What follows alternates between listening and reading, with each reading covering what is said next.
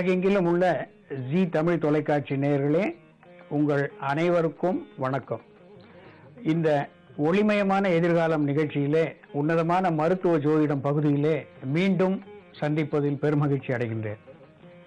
நேயர்களே, கடந்த சில நிகழ்ச்சிகளில் நாம் கிரகங்கள் ஒவ்வொரு கட்டத்திலும் இருந்து அவருடைய திசாபுத்தி காலத்திலே என்னென்ன நோய்களை எந்தெந்த காலத்திலே தருவார்கள் என்று பார்த்து வருகின்றோம். அதன் வரிசையிலே இன்று கடக லக்னம், கடக ராசி இவற்றை ராசியாகவோ லக்னமாகவோ கொண்டு பிறந்தவர்களுக்கு விரையாதிபதியான புத பகவான் 4வது இடமான துலாத்திலே, அதாவது 4வது இடம் என்பது இருதயம், நுரையீரல், இந்த இடத்தை உடல் அமைப்பிலே குறிக்கின்ற இடமாகும். இந்த இதயத்திலேயோ நுரையீரலிலேயோ விரையாதிபதியான புத பகவான் கடக லக்னம், கடக ராசிகளுக்கு அமர்கின்ற பொழுது பிரச்சனைகளை அவர் தருவார். இதயத்திலே படபடப்பு, அதாவது இதயம் அதிகமாக துடித்தல் அல்லது குறைவாக துடித்தல், டாச்சிகார்டியா என்று சொல்லுவார்கள் அல்லது பிராடிகார்டியா என்று சொல்லுவார்கள் ஆங்கிலத்திலே. இந்த இதய படபடப்பு குறைந்தோ அதிகமாக இருத்தல், இதனாலே பல பிரச்சனைகள் உருவாகுதல்.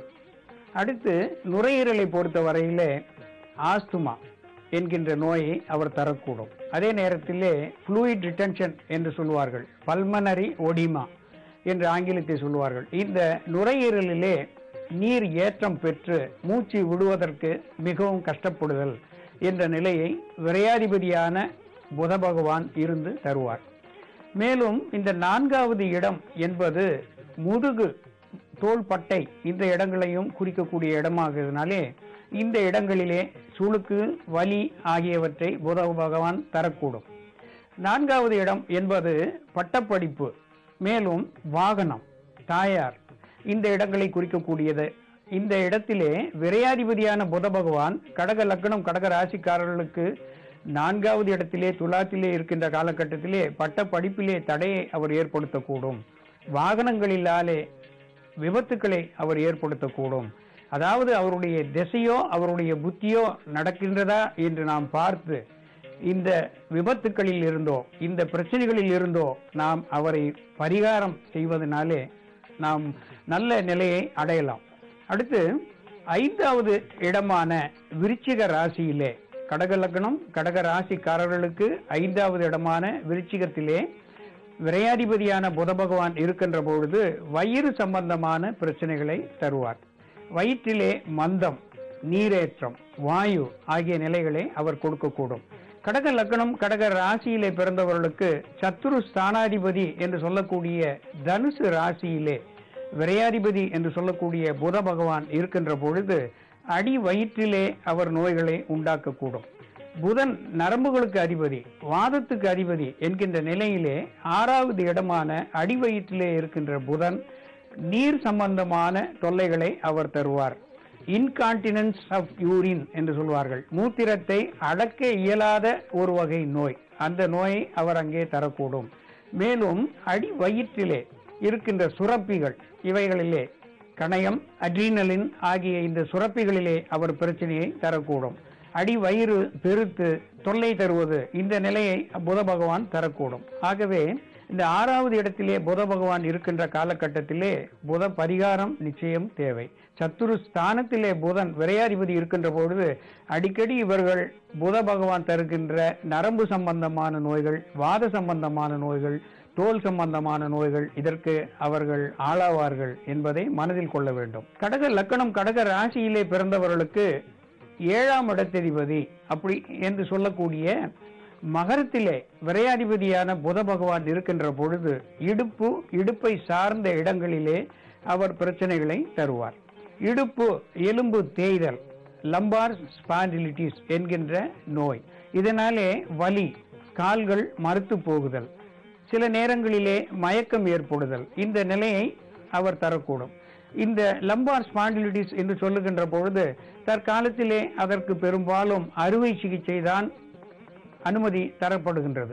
அந்த அறுவை சிகிச்சை இல்லாமல் புத பகவானை நாம் வணங்குகின்ற பட்சத்திலே அவருடைய திசா புத்தி இந்த நோயை தருமானால் நிச்சயம் அறுவை சிகிச்சை இல்லாமல் குணமாகும் என்பதை கவனத்தில் கொள்ள வேண்டும்.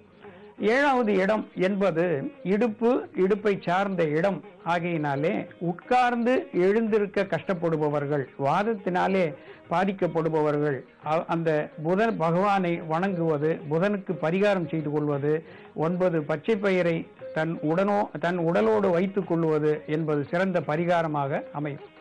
நேயர்களே, இதனுடைய தொடர்ச்சியை மீண்டும் அடுத்த நிகழ்ச்சியிலே பார்ப்போம். இப்பொழுது சில மருத்துவ குறிப்புகளை பார்ப்போம். நேயர்களே, கடந்த சில நிகழ்ச்சிகளிலே மிளகுனுடைய மருத்துவ குணங்களை பார்த்து வருகின்றோம். இன்று அதன் தொடர்ச்சியாக சிலவற்றை பார்ப்போம். மிளகை வெந்நீர் விட்டு அரைத்து நன்றாக பசை போல செய்து அதை தலைவலி உள்ளபோது தலைக்கு பற்றிட்டு வருவோமானால் தலைவலி சீக்கிரம் குணமாகும். அது மட்டுமல்லாமல் அதனுடைய வாடையை நாம் முகரும் பொழுது சைனஸ் என்று சொல்லக்கூடிய பீனிசம், மூக்கிலே நீரேற்றம், அடிக்கடி தும்மல், இந்த நோய்களும் இந்த மிளகை நெற்றியிலே நாம் பற்று இடுவதனாலே குணப்படுத்திக் கொள்ளலாம். மேலும் இந்த மிளகு பொடியோடு சற்று வெல்லம் சேர்த்து நன்றாக கொதிக்க வைத்து காபி என்று சொல்லக்கூடிய இந்த நவீன கால காபிக்கு பதிலாக இதை நாம் உண்டோமானால் ஈரம் என்று சொல்லக்கூடிய சீதள சம்பந்தமான நோய்கள், மூச்சு வாங்குதல் என்று சொல்லக்கூடிய ஆஸ்துமா, இருமல், தொண்டைக்கட்டு போன்ற நோய்களுக்கு இது வெகு இதமாக அமைந்து நிவாரணத்தையும் இது தரக்கூடும். ஆக வெல்லத்தையும் மிளகையும் நாம் தினம் காபிக்கு பதிலாக அருந்துவது சிறந்த மருத்துவமாக அமையும். மிளகை நாம் சிறிது வில்வ இலையோடு சேர்த்து அரைத்து விழுதாக்கி அதை ஒரு நெல்லி அளவு தினம் காலையிலே நாம் உண்டு வருவோமே ஆனால் ஆஸ்துமா என்கின்ற நோய் குணமாகும். அதோடு கூட நீரிழிவு என்று சொல்லக்கூடிய சர்க்கரை நோய், அடிக்கடி நீர் கழித்தல் போன்ற இந்த நீர் சம்பந்தமான நோய்களும் இதனாலே குணமாகும். நேயர்களே, மிளகு சிறிது எடுத்து அதை பாலில் சேர்த்து நன்றாக அரைத்து அதை தலைக்கு நன்றாக தேய்த்து 5 அல்லது 10 நிமிடங்கள் ஊற வைத்து தலைக்கு குளித்தோமே ஆனால் பொடுகு சம்பந்தமான நோய்கள், தலை நமைச்சல், முடி கொட்டுதல் போன்ற பிரச்சனைகள் அடியோடு தீரும் என்பதை நேயர்கள் கவனத்தில் கொள்ள வேண்டும். நேயர்களே, மீண்டும் இந்த நிகழ்ச்சியிலே உங்களை சந்திக்கின்ற வரையில் உங்களிடமிருந்து விடைபெறுகின்றேன். நன்றி, வணக்கம்.